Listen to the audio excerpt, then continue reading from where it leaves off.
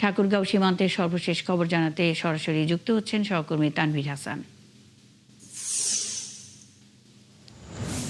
তানভীর, কি পরিস্থিতি দেখছেন সেখানে? বিজিবির পতাকা বৈঠকে বিএসএফ কি বলেছে?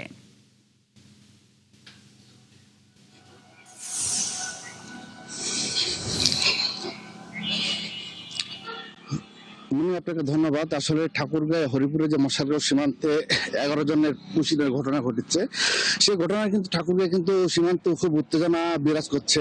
সেই উত্তেজনা বিরাজ করার মধ্যে কিন্তু এলাকাবাসী কিন্তু খুব রুখে দিচ্ছে এবং বিজিবি কিন্তু কঠোর হস্তে এই পুলিশিং কিন্তু দমন করেছেন।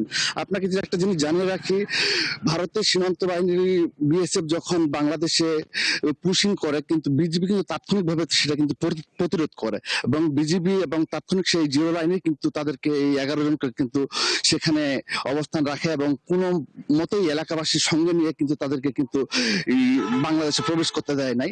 ইতিমধ্যে কিন্তু 42 বিজিবির যে সিও রয়েছেন তিনি কিন্তু পতাকা বৈঠকের জন্য একাধিকবার আবেদন করেছেন। শেষে কিন্তু পতাকা বৈঠকে তিনি সংযুক্ত হয়ে কিন্তু তারা এটি বিষয়ে কিন্তু সুরাহা করতে পারেন নাই। এখন পর্যন্ত কিন্তু তারা সেই মশালগাঁও সীমান্তে কিন্তু স্থানীয়ভাবে আমি খবর নিয়েছি তারা কিন্তু সেই সীমান্তে বর্তমানে নেই। এ নিয়ে কিন্তু একটা ধোঁয়াশোয়ার মধ্যে আছে। আসলে সেই বাংলাদেশিদেরকে যে পুশ করা হচ্ছিল আসলে তারা বর্তমানে কথা এ নিয়ে কিন্তু সিওর সাথে যোগাযোগ করার চেষ্টা করলে এই পর্যন্ত তা আমি কিন্তু সদুত্তর কিন্তু পাইনি।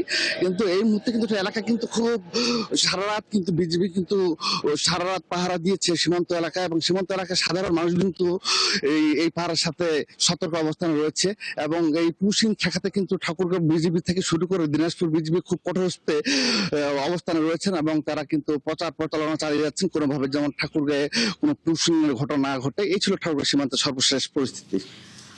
তানভীর হাসান, আপনি আছেন, খবর রাখতে থাকুন, আমাদের সঙ্গেই থাকবেন। ঠাকুরগাঁও সীমান্তের সর্বশেষ খবরাখবর নিয়ে তানভীর হাসান যুক্ত ছিলেন।